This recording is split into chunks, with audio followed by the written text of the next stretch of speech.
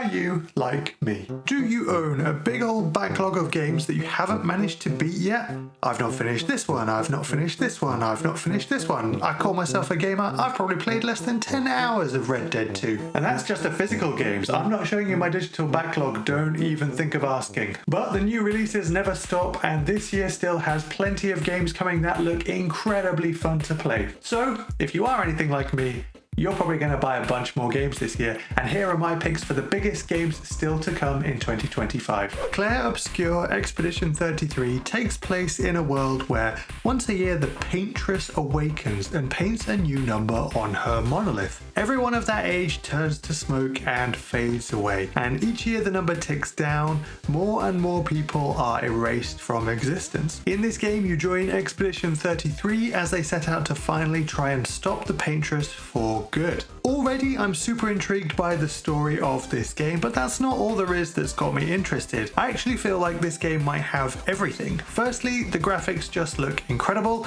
I think that we're really starting to see some of these modern generation games shine. The world, the characters, the lighting, it all looks amazing. The combat is turn-based, but it also has real-time elements to it. There's actions and reactions that you can make. You can dodge, parry, counter, all in real time. I've seen clips where you properly aim and shoot as well, so if you find turn-based combat a bit boring, then this might be the game for you. It also looks way less static than other turn-based games, and it just looks so stylish. I mean, just look at this game, it barely even looks turn-based. The music in the trailers is both haunting and epic, and I haven't even talked about the voice cast yet. Ben Starr of Final Fantasy XVI, Jennifer English, who voices Shadowheart in Baldur's Gate 3, Charlie Cox, who is Marvel's Daredevil, and Andy Serkis, of course, from The Lord of the Rings. It's an absolutely stacked casting. There are some very talented people there. I am super excited for this game. There's so much potential there with Clair Obscur Expedition 33, and I just hope that it lands. Next up is Doom: The Dark Ages. Now, when I first heard about this, I actually thought it was set in the olden times, and while the game is set in the past compared to the rest of the series, there's definitely still a lot of modern technology and guns to sink your teeth into. I'm pretty excited about the shield, and especially the shield charge. I think that looks like loads of fun. The levels in Doom: The Dark Ages look quite a bit more open in the trailers that we've seen compared to other games. Hopefully they've figured out how to make that work in the context of a tight, fast-paced shooter like the previous Dooms were. We've had two very good iterations so far though, so I think they probably will have figured it out. The gameplay looks very slick, just like the previous games in this series, but it's going to be especially cool to be able to get into one of those giant walking mechs that we've seen in Doom Eternal. You saw a lot of those ruined structures around, and I think it'll just be fun just to cause some destruction in one of these. Flying around on the Cyber Dragon looks like it'll be a lot of fun as well. I really enjoyed 2016's Doom. I haven't quite got around to beating Doom Eternal yet. I really need to do that before I play this game, but I think that Doom: The Dark Ages is going to be a blast. Elden Ring Nightreign. This game came out of nowhere. I don't think anybody expected this to be announced. A new standalone game that takes the world of Elden Ring that everybody loves and gives it a fresh action RPG twist. In this game you choose between several uniquely skilled heroes who all work slightly differently. Maybe you want to be the tanky guardian who plays with a shield but also has a few eagle enhanced abilities, or maybe the recluse is more your thing, casting powerful spells to deal damage to enemies from afar. Each of these plays well alone but has synergies with the other classes. Yes, that's right, Elden Ring Nightreign is a cooperative experience. You can join forces with up to 2 additional players and dive into this game together to take on the creeping night. The gameplay is run based, with each run lasting around 20 minutes. Get in, defeat and loot as many enemies and mini bosses as possible in order to grow in power as much as you can before finally taking on the major boss at the end of the run. If that sounds quite different to what you liked in Elden Ring, don't worry, the combat has returned. It's pretty similar to classic Elden Ring, so if you love that, then you'll probably enjoy the gameplay of this too. With the popularity of Elden Ring, I'm sure this game is going to sell millions. I really need to beat the base game at some point, but this also looks like loads of fun if you're a big Elden Ring fan. I have to be honest with you, I have no idea what's going on in the Death Stranding universe. It looks so weird, doesn't it?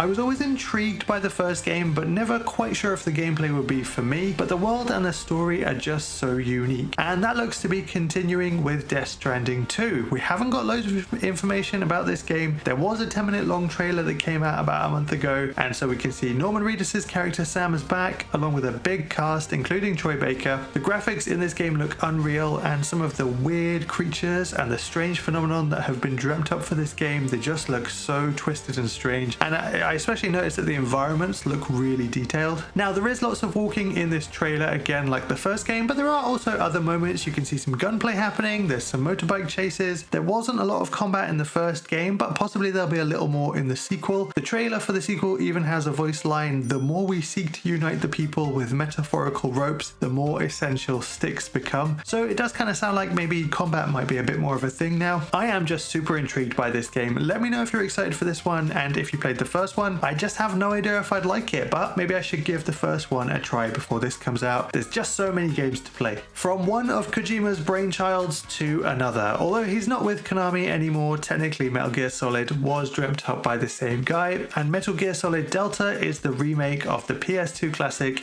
Metal Gear Solid 3, and this game just looks epic, don't you think? As Snake enter the Soviet Union to rescue a defective scientist with twists, turns, and betrayal along the way. Take on all sorts of strangely powered enemies, but watch out because there's a brand new battle damage system. Bruises, bullet wounds, cuts, they're all reflected in real time on Snake's body, as well as just the general wear and tear in his clothing, all of these telling a unique story of each player's journey through the game. With updated controls to help bring it into the modern era, the stealth combat looks like loads of fun, and the updated visuals of this game I think are just something to behold. I've never really got into Metal Gear Solid before this. I played a bit of 5 and I tried to start the first game once or twice, but didn't quite manage it. Metal Gear Solid 3 though was chronologically the first game, so if like me you're kind of new to this series, then this remake might be the perfect way to jump into the series for the very first time. Next up is the sequel to the beloved Ghost of Tsushima. Ghost of Yotai is set 300 years after the first game, and you will play as a new warrior, Atsu, who is hunting down those who are responsible for the death of her family. This game doesn't have a specific release date yet, but recently the developers reconfirmed that it was coming in 2025. Now, Ghost of Tsushima is one of the games I completed after I got my PS5, and I absolutely loved it. And if this is more of the same, then I think we'll be in for a very good game here. The combat was really well crafted, stealth mechanics, and just the world in general was absolutely beautiful to exist in. So there do seem to be a few new additions. There's a musket in the trailer for this game, which would be new, and it looks like you might be able to wield 2 swords at the same time, one in each hand, and I think that could be a lot of fun. I really liked Jin Sakai from the first game, and I hope that they write Atsu just as well. And it would also be nice to actually see Jin's legend of the ghost, whether that's survived or even grown stronger in the 300 years between the 2 games. I've been playing a little bit of Assassin's Creed Shadows recently, and I can't help but compare it to this series. It makes me want to go back and play Ghost of Tsushima, and that's got me really excited for Ghost of Yotai when it comes out later this year. Now, in general, I put this list in release day order where we've got them, except for the very last entry, which I've saved to the end because it's got to be the most anticipated game on this list,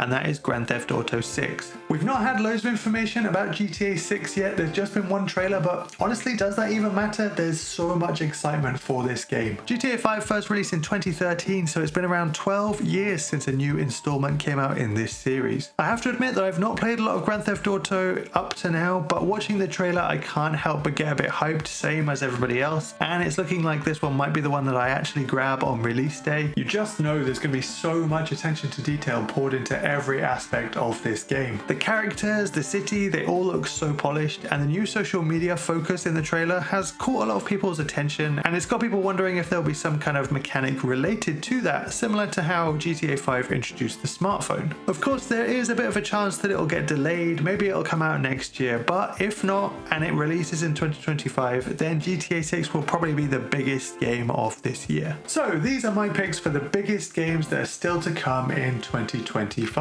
Let me know which ones you're interested in and which ones you think you'll be picking up. For me personally, I think the one I'm most excited for is Clair Obscur Expedition 33, but I can see myself picking up a lot of these games as the year goes by. I hope you enjoyed. Thank you so much for watching. I'm off to play some of my backlog so that I don't feel guilty when I buy so many new games this year. See you in the next one. Now, where's Red Dead 2?